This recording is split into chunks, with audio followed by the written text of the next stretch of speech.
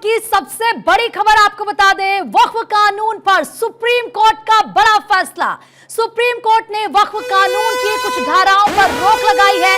वक्फ कानून के सेक्शन 3 और 4 पर रोक लगाई गई है। राजस्व रिकॉर्ड से संबंधित धारा पर रोक लगाई गई है। पूरे कानून पर रोक लगाने का आधार नहीं, कोर्ट ने यह क्लियर कहा है। कुछ सेक्शन को लेकर ज्यादा विवाद है। वक्फ करने के लिए 5 साल मुस्लिम होने की शर्त पर रोक लगाई गई है। कलेक्टर वक्फ भूमि विवाद का निपटारा नहीं कर सकते, ये भी सुप्रीम कोर्ट ने कह दिया है। मामला ट्रिब्यूनल को जाना चाहिए।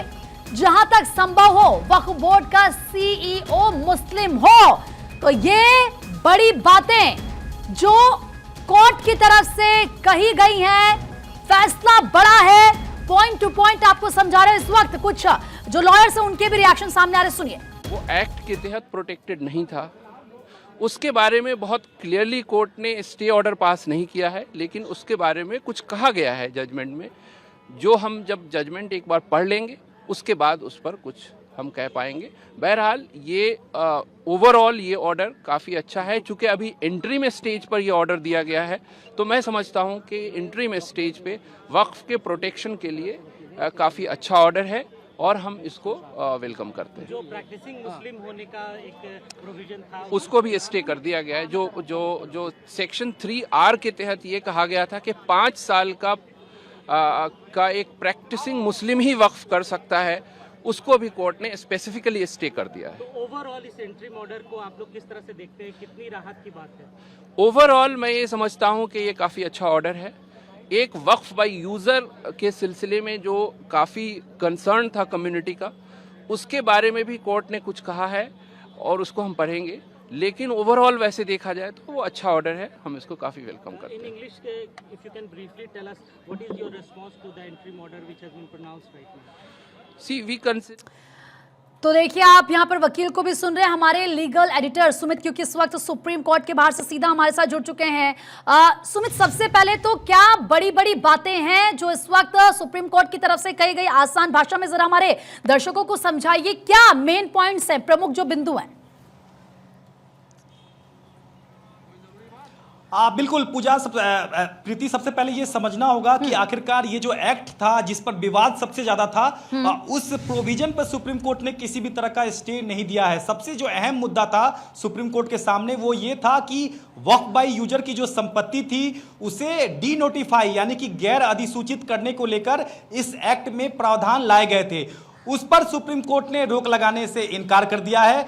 दूसरा जो सबसे अहम पहलू था कि वक्फ काउंसिल और वक्फ बोर्ड में गैर मुसलमानों को शामिल करने यानी कि गैर मुस्लिम सदस्यों को शामिल करने का जो इस एक्ट में प्रावधान था, उस पर भी सुप्रीम कोर्ट ने रोक लगाने से इनकार कर दिया है। हालांकि जो 2 अहम पहलू थे उस पर सुप्रीम कोर्ट ने रोक लगाई है, जिसमें यह था कि वक्फ बोर्ड की संपत्ति में शामिल होने के लिए 5 साल का जो एक तरह से आपको प्रैक्टिस होना अनिवार्य था, इस्लामी प्रैक्टिस अनिवार्य था, उस प्रोविजन पर सुप्रीम कोर्ट ने रोक लगा दी है। और दूसरा जो प्रोविजन ये था कि जो ये एक्ट विवाद जो है वो कलेक्टर के पास जाएगा, उस प्रोविजन पे भी सुप्रीम कोर्ट ने रोक लगा दी है। लेकिन सबसे अहम जो पहलू था कि जो वक्फ बाय यूजर की जो संपत्ति थी उसे डी नोटिफाई करने का जो प्रोविजन था, उस पर सुप्रीम कोर्ट ने किसी भी तरह का रोक लगाने से इनकार किया है। आप समझ सकती हैं कि ये जो एक्ट था, ये जो संशोधित एक्ट थे, ये एक्ट का आत्मा था, क्योंकि ये जो एक्ट की जो संपत्ति थी,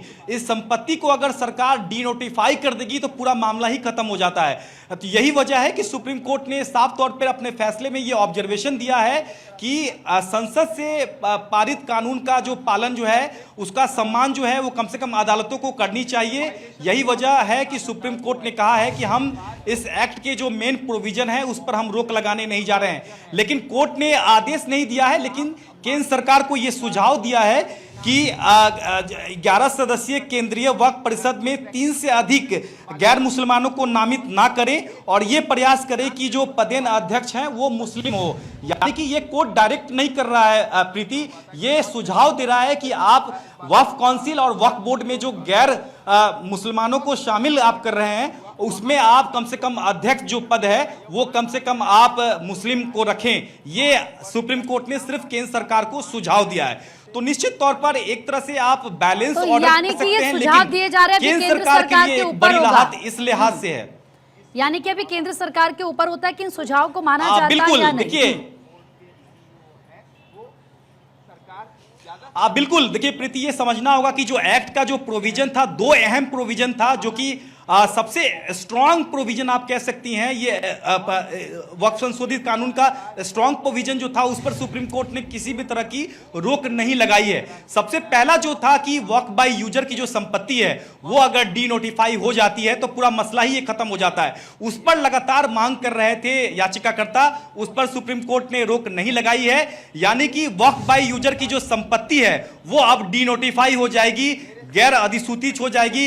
इस पर किसी भी तरह की रोक सुप्रीम कोर्ट ने नहीं लगाई है। दूसरा जो सबसे अहम पहलू था कि वक्फ काउंसिल और वक्फ बोर्ड में गैर सदस्यों को, गैर मुस्लिम सदस्यों को जो शामिल करने का जो प्रावधान था इस एक्ट में, उस प्रोविजन पर भी सुप्रीम कोर्ट ने रोक नहीं लगाई है।